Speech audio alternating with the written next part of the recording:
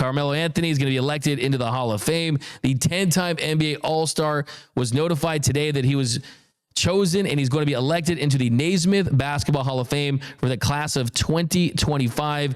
Melo, a 6-time All-Star, 6-time All-NBA selection, which definitely is impressive. He was drafted 3rd overall in the same draft of LeBron James and Dwayne Wade, who went 5th in that draft. And Melo's gone, Wade's gone, LeBron is still standing, and Carmelo Anthony put together a great career. Someone who is one of the best scorers in the league. I remember there was a debate a few years ago, and I used to say that he was the last ball hog in the league. And now it's about passing, making the right reads, making the right shots. Melo said, nah, I'm going to shoot this. I'm going to get a bucket. One of the last ball hogs in the league. If you look at his career, he averaged 24.8 points a game, 6.3 boards, 3.1 assists in 8 seasons with the Nuggets. And that was his peak right there. Now, the case against him is didn't have a ton of playoff success. The deepest he ever got into the playoffs was a Western Conference Finals appearance where he lost to Kobe's Lakers. Then in 2011, he was traded to the Knicks, a part of that blockbuster 3-team deal where he wanted to go so badly to New York that he wanted to facilitate that trade instead of going there and probably saving them some money and assets. And he still played well for the Knicks. In 2013, he led the league in scoring, but he never got them past the second round of the playoffs. He averaged 24.7 points, 7 boards, 3.2 assists with the Knicks.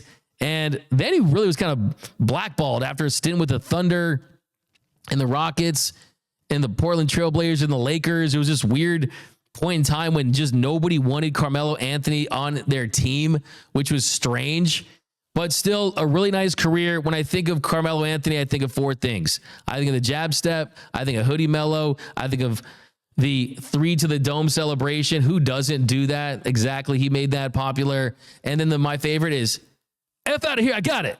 F out of here, I got it. After getting the rebounds. That's what I think of when I think of Carmelo Anthony.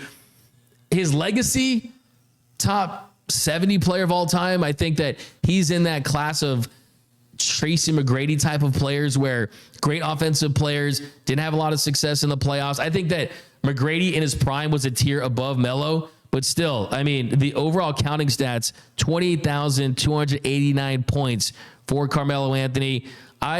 When I think of Carmelo Anthony, honestly, the first thing I think of is him at Syracuse. I know you were probably a baby at that time or something, but I mean, yeah, I was pretty young. I think of him winning that national championship, and it was kind of an era where you could have a one and done dude win it for you. And hey, look at Cooper Flag. It's kind of Carmelo Anthony-ish. Yeah, no, I'm honestly really happy for Carmelo Anthony. Grew up watching New York basketball. I'm a Knicks, Yankees type of guy, Jets. So I love Carmelo. I really sometimes, as much as I love LeBron James, he's my GOAT, I really wish he would have came to New York and watched him and Melo win those 3 rings instead of winning them with D Wade. Despite not winning a championship in his career, I think Melo is one of the most deserving players to not win a championship. And I'm one of those people who is pretty hard on players who don't have like MVPs, but at his apex, he's one of the best players in the NBA. He's easily a top 70 basketball player in the history of the game. And I've seen too many players that get into the Hall of Fame for less. I think Melo's at least done enough between the Olympics, his time in Syracuse, multiple time All-Star in the NBA. His resume is a Hall of Fame resume despite a championship. And so it was about time. And so I'm happy for Melo, well-deserved. And, for sure. And I like his podcast too. Me too. 5 p.m., 7 p.m. 5 p.m. in 5 Brooklyn. p.m. in Brooklyn like for sure. And Olympic Melo. Yeah, Melo definitely, he didn't have the cultural relevance that Allen Iverson had because I don't think, there's no one in the modern era that really has. But he was pretty close. I mean, back in the day, he was really one of the first Jordan brand athletes to get his own signature Jordan brand signature shoe. The headband, the cornrows, just the big body style of play that he had. And he's one of those guys too where it's like his stats in the league, only one top 5 finished the MVP, but he's one of those guys where if you ask like the top 30 MVP players, the top players in the league, like, hey, who do you least want to guard?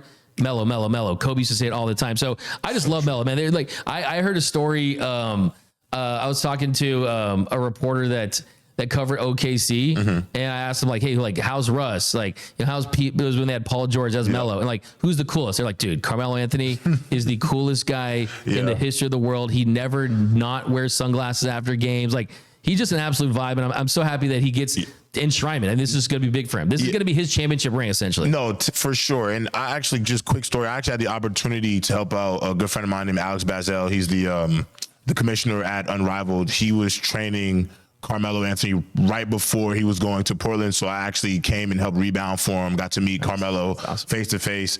And I'll be honest, man, Carmelo Anthony is just one of like the coolest people ever. Like, not even, and it's more like just his aesthetic, like his vibe. He's never too up, never too down. He just seems like such a genuine guy. And then it's so crazy because when he gets on the court, the type of killer he was as a scorer, like you wouldn't equate it to his personality. And so, this is just well-deserved, like a very deserving person got this distinguished honor, which is nice. Great stuff for Melo. Congratulations. Now, switching gears to the NFL,